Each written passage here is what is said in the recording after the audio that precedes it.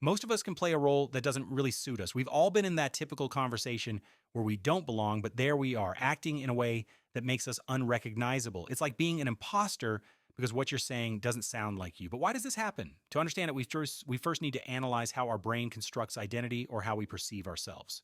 When we interact with others, our brain adjusts our behavior according to the context.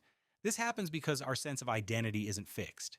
It's constantly adapting. Imagine being the same person with your friends as you are with your family. You'd have been kicked out of your house by now.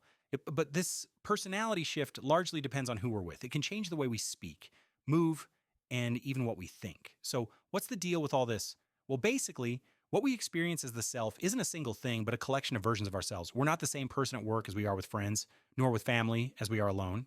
Interestingly, our brain handles these adjustments automatically without us even realizing it.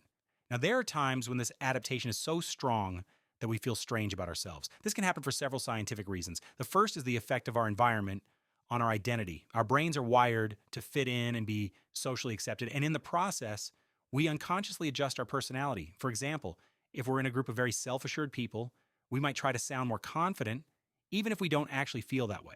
This is an evolutionary strategy for better integration. The second is mild dissociation. Sometimes when we're under stress or simply distracted, the brain enters a state of disconnection. It's as if we're seeing life in the third person, and that makes us feel out of place. It's nothing dangerous, but it can be disconcerting. Then there's the social mask. We all wear masks, not literally, but in the sense that we show different versions of ourselves depending on the situation. However, if we wear one of these masks for too long, we can feel like we're losing ourselves. Now, what's supposed to make us authentic? First of all, you have to recognize when you feel most comfortable and when you feel like you're acting or simply uncomfortable. Then you can do things that reconnect you with who you really are, like writing, reflecting, or simply spending time alone. I really do recommend this. Obviously, you have to accept that changing, depending on the context, doesn't make us fake, but human. There isn't just one version of you. They're all real and part of who you are. A few years ago, I was in a meeting with people I barely knew. In the middle of this conversation, I heard myself say something I hadn't even thought about. It was like my mouth was on autopilot. I left wondering, what did I just say?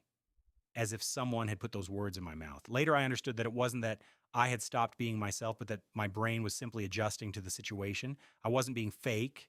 I was just using one of my many versions of myself. Or maybe I was a little bit fake. So if you sometimes feel like you're not yourself, don't worry too much. You're not an imposter. You're just a human being. Subscribe.